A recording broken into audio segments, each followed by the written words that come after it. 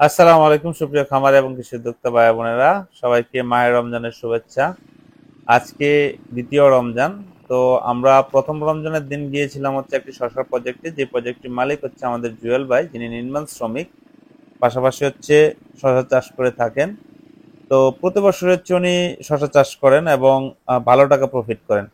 অনেক বাইরে প্রশ্ন করেন কৃষিতে লাভ নেই বা কৃষিতে পরিশ্রম বেশি লাভ কম। এটা অনেকটাই সত্য, আবার অনেকটা সত্য না। কারণ হচ্ছে কৃষিতে, বর্তমান আধুনিক কৃষিতে হচ্ছে পরিশ্রম কমে আসতেছে, লাভ বাড়তেছে। আবার আধুনিক কৃষিতে দেখা গেছে যে ফলনও ভালো হচ্ছে। তো যারা আধুনিক কৃষিতে কৃষি নিয়ে কাজ করতেছেন বা আধুনিকভাবে চাষ করতেছেন, তারা কিন্তু ভালো ফলন পাচ্ছেন। এখন যে শশা চারটি দেখতে পাচ্ছেন, এটা হচ্ছে স্মার্ট বয় শশা। আর এখন যে শশাগুলো দেখতে পাচ্ছেন, এগুলো হচ্ছে ফিল্ড মার্শাল শশার জাত। এটা ইস্পাহানি কোম্পানি। তো উনি তিন জাতের শশা চাষ করেছেন। দেখেন একজন কৃষক কতটুকু কৌশলী হলে সে প্রফিট করতে পারে। উনি তিন জাতের শশা চাষ করেছেন। প্রথমে হচ্ছে উনি লাগিয়েছেন ফিল্ড মার্শাল। ফিল্ড মার্শাল 55 দিন বয়সে হচ্ছে উনি হারভেস্ট করেছেন। আর দ্বিতীয়বার উনি লাগিয়েছেন হচ্ছে দুই জাতের শশা, একটা হচ্ছে স্মার্ট বয় আর একটা হচ্ছে বীজপাতা কোম্পানির কাঞ্চন। তো এখন যেটা দেখতে পাচ্ছেন, এটা হচ্ছে কাঞ্চন শশার জাত। এই জাতটার বয়স চলতেছে 33 দিন, আর স্মার্ট বয়ের বয়স চলতেছে 33 দিন। কিন্তু এখানে উনি যে কাজটা করেছেন, যে ফিল্ড মার্শালটা প্রথমে লাগিয়েছিলেন উনি 55 দিন বয়সে, উনি ফিল্ড মার্শাল থেকে হচ্ছে হারভেস্ট করেছেন। আর স্মার্ট বয় এবং বীজপাতা থেকে হচ্ছে 33 দিন বয়সে হচ্ছে উনি হারভেস্ট করতেছেন। তো উনি একসাথে লাগান নাই। 22 শতাংশ জমি, 3 খণ্ড জমি, 3 জায়গায় হচ্ছে 3 সময়ে হচ্ছে উনি শশা চাষ করেছেন বলা চলে, বা 2 সময় হচ্ছে শশা চাষ করেছেন।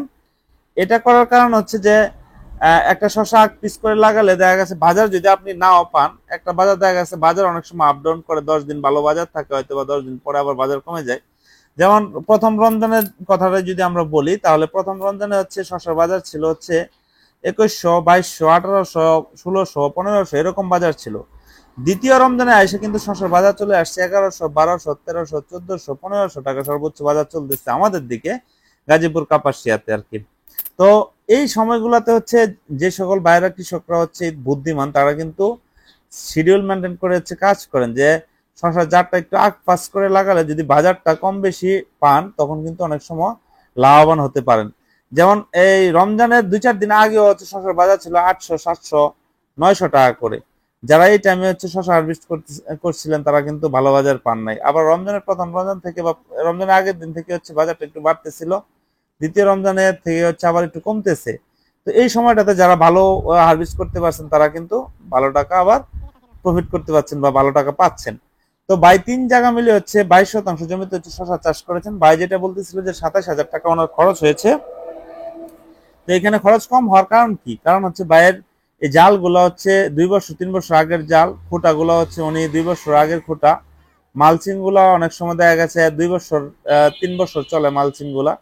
তো ভাই জিনিসগুলোকে যত্ন করে রেখে দেন, সেগুলি হচ্ছে পুনরায় ব্যবহার করেন, যে কারণে হচ্ছে উনি খরচটা কমিয়ে নিয়ে আসতে পারেন। আর খরচ যদি আপনি কমিয়ে নিয়ে আসতে পারেন, বাজারে একটু কম থাকলেও ফলন যদি ভালো আসে, তাহলে আপনারা লাভবান হতে পারবেন।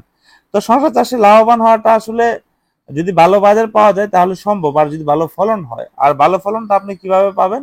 ভালো জাত নির্বাচন করতে হবে আপনাকে। ভালো জাত কি?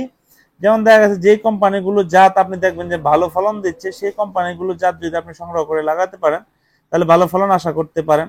আর যেগুলি ফলন ভালো দিচ্ছে না, সেগুলো যদি লাগান, তাহলে আপনি দেখা গেছে খরচ করলেন কিন্তু ফলন পাইলেন না, বাজার পাইলেন না, বা বাজার পাইলেন ফলন পাইলেন না, তখন কিন্তু আপনি লাভবান হতে পারবেন না। তো আজকের ভিডিওটি এখানে শেষ করবো। সবাই ভালো থাকবেন, সুস্থ থাকবেন। আসসালামু আলাইকুম রহমতুল্লাহ।